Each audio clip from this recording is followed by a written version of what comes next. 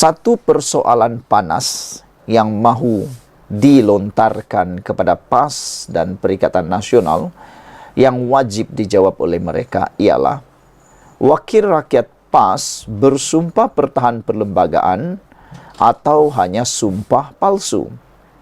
Ditulis oleh Ahmad Mursi, dipetik daripada Harapan Daily. Presiden PAS Tan Sri Abdul Hadi Awang hina hakim, kononnya hanya bijaksini dan tidak bijaksana. Malah akal hakim dipengaruhi oleh penjajah. Pemimpin PAS pula yang lain, yaitu Sanusi Maknur, membuat kenyataan mendakwa hakim diternak seolah-olah hakim ini hewan. Tidak seperti ahli politik, hakim tidak bebas menjawab tuduhan jahat di gelanggang politik. Bekas Ketua Hakim Negara, Tun Abdul Hamid, yang selalu dipuji Haji Hadi, sudah menyatakan pendirian bahawa hakim kes Nick Elin mesti diputuskan berdasarkan prinsip perlembagaan, bukan ikut kemahuan mana-mana kumpulan. Bahkan Tun Hamid sudah ingatkan Kerajaan Kelantan 10 tahun dahulu bahawa ada seksyen dalam enakmen jenayah syariah Kelantan tidak sah dan batal kerana bertentangan dengan perlembagaan. Menteri Besar Kelantan sendiri mengakui waktu itu memang ada percenggahan bidang kuasa, tetapi kini kenapa pula PAS nak melenting? Kenapa nak salahkan badan kehakiman? Hal yang sepatutnya dibereskan oleh Badan Perundangan, Parlimen dan Dewan Undangan Negeri yang Haji Hadi sebahagian daripadanya sejak tahun 80-an lagi. Setiap kali masuk Parlimen, Haji Hadi dan wakil rakyat PAS bersumpah mempertahankan perlembagaan. Tetapi mereka faham ke sumpah itu atau hanya sumpah palsu. Jika Haji Hadi dan pemimpin PAS lebih bijaksana, mengapa tidak usaha pindah perlembagaan semasa jadi kingmaker, menubuh kerajaan pusat, tebuk atap dan jadikan semuanya syariah versi PAS dan bukan lagi hasil tangan penjajah seperti yang didakwa oleh Hadi. Kenapa bila hilang kuasa baru berbunyi garang bising sana sini? Sejak dulu hingga kini, ahli-ahli Parlimen PAS berbahas gubal dan pindah undang-undang sivil di Parlimen yang mereka dakwa tidak syariah, tidak Islam dan tidak takzir itu tidak berdosa ke? Penjajah telah lama meninggalkan kita, tetapi otak pemimpin PAS kini masih dijajah. Pemimpin PAS menganggap Islam hanya ada pada beberapa aspek sempit undang-undang syariah yang digubal Dewan Undangan Negeri dan undang-undang sivil tidak memenuhi objektif syariah.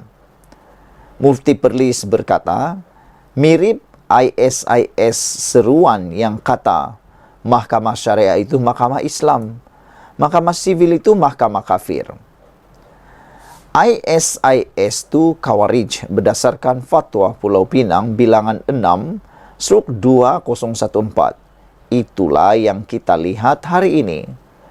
Sikap PAS dalam kes Nick Elin serlahkan sifat Khawarij. Hadi kata kes Nick Elin ialah tindakan lawan syariat Allah yang bererti melawan Allah, dan kuasa besar seperti Firaun yang lawan Allah telah dihancurkan. Saya setuju pentadbiran syariah diperkasa. Tetapi sejak apabila hukum takzir yang digubal dengan kadar hukuman yang ditetapkan oleh wakil rakyat dianggap syariah Allah yang katie, ini bukan hudud dan kisas.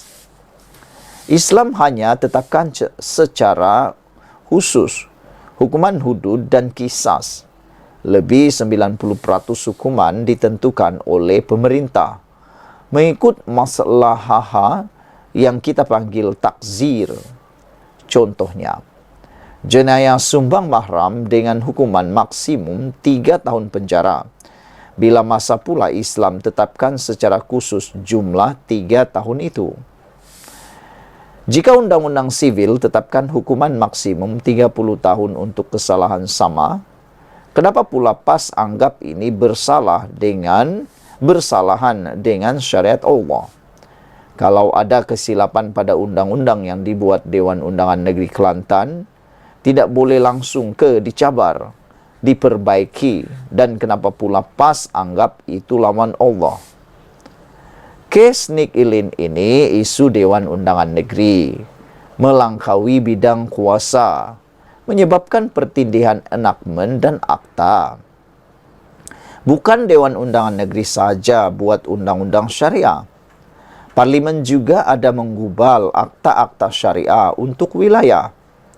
Akta-akta sivil parlimen juga memenuhi maslahah dan objektif syariah. Haji Hadi cuba menggambarkan, undang-undang sivil itu undang-undang kafir, dan undang-undang syariah di Malaysia sahaja adalah undang-undang Islam dan syariat Allah. Ini ajaran salah. Adakah Haji Hadi anggap undang-undang rasuah dan undang-undang berkaitan jalan raya dalam undang-undang sivil itu undang-undang kafir dan tiada kaitan dengan syariah?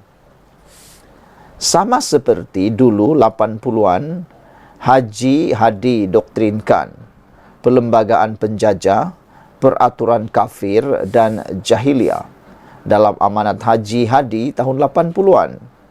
Mati syahid jika lawan menentang puak-puak UMNO sebab ini. Jika Mufti Perlis katakan ini pemikiran ISIS, saya katakan inilah fikrah Khawarij dan akan jahanamkan negara jika tak dibendung.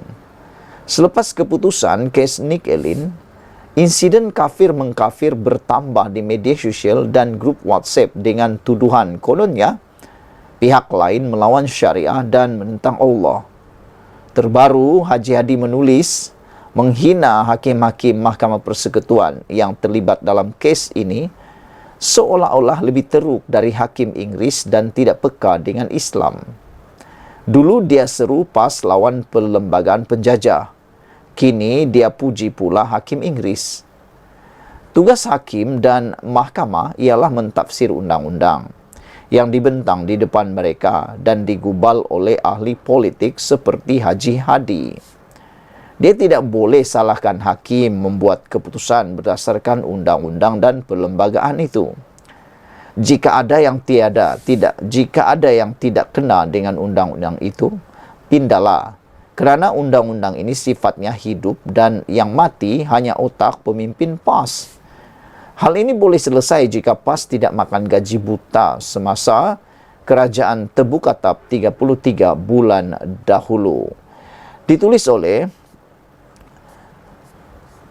Ahmad Mursi, dipetik daripada Harapan Daily.